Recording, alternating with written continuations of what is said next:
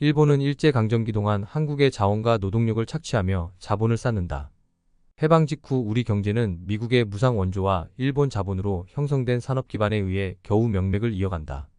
미군정은 1947년부터 미군 정법령으로 귀속 재산을 한국 내의 기업 또는 개인에게 불화한다. 적산이라 불리는 귀속 재산은 일본이 패망하면서 미군정에 귀속된 국공유 재산 및 일제강점기 일본인들의 회사와 토지이다. 귀속 재산의 총액은 분명하지 않으나 일본인이 소유하고 있던 회사는 당시 남한 공장의 85%에 달한다. 미군정은 전체 적산 기업 중 약 15% 정도를 상당히 헐값으로 처분하여 소수의 중소기업만이 혜택을 받는다. 특히 불화 대상자는 해당 기업과 직접 이해 관계가 얽힌 사람들이 우선적으로 뽑힌다. 제1공화국의 이승만 정부는 불투명한 원조자금의 관리로 미국과의 관계가 악화된다.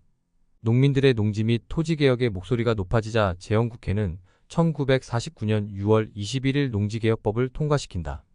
시행규칙이 공포되면서 법적 기반을 마련한 농지개혁법은 1950년 5월 시행된다.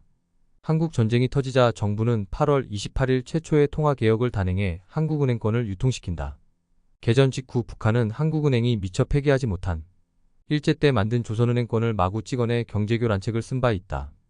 한국전쟁이 끝난 후 정부는 인플레이션을 진화하기 위해 1953년 2월 두 번째 통화개혁으로 조선은행권의 유통을 금지시킨다. 옛 화폐인 원화를 환으로 불리는 새화폐와 100대 1로 교환한다.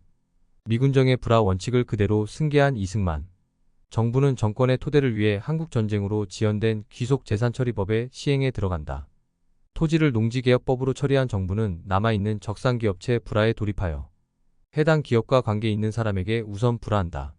매각 대금 중 5분의 1 이상을 일시납하고 나머지를 10년간 연리 7%로 납부하도록 하자 1958년까지 90% 이상이 완료된다. 정경유착과 특혜대출로 귀속재산을 매수한 이들은 대기업으로 성장한다. 당시 관리인 박두병에게 불화된 소화기린 맥주는 두산그룹의 계열사인 오비맥주가 되고 사포로 맥주는 명성황후의 인척인 민덕기에게 불화되어 조선맥주아이트 맥주로 바뀐다. 조선유지 인천공장은 관리인 김종희에게 불화되어 하나그룹의 꽃을 피우고 직원 최종권에게 불화된 성경직물은 SK그룹의 모태가 된다. 직원 박병규는 나가오카제과를 불화받아 해태제과 한명회사로 키우고 오노다 시멘트 삼척공장은 이양구에게 불화되어 동양시멘트로 성장한다. 미스코시 백화점 경성점은 이병철에게 불화되어 신세계 백화점이 되고 조지아 백화점은 롯데쇼핑에 흡수합병된다. 가족 소유의 대기업 그룹을 의미하는 재벌은 귀속 재산의 불화 과정에서 탄생한 한국의 독특한 경제 구조이다. 미국의 무상 원조가 1956년부터 점차 줄어들며 생필품 생산에 필요한 원자재 및 외환의 확보가 절실해진다.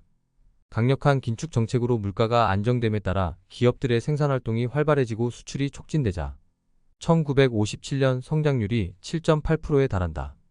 본격적인 성장 가도에 들어선 우리 경제는 4.19 혁명과 5.16 쿠데타의 소용돌이에 휩싸인다. 대한민국 360년 주기 제2기의 봄과 여름을 관통한다. 1964년은 자신이 살아있음을 드러내며 찬연히 세상 속으로 돌아오는 운명의 척명이다.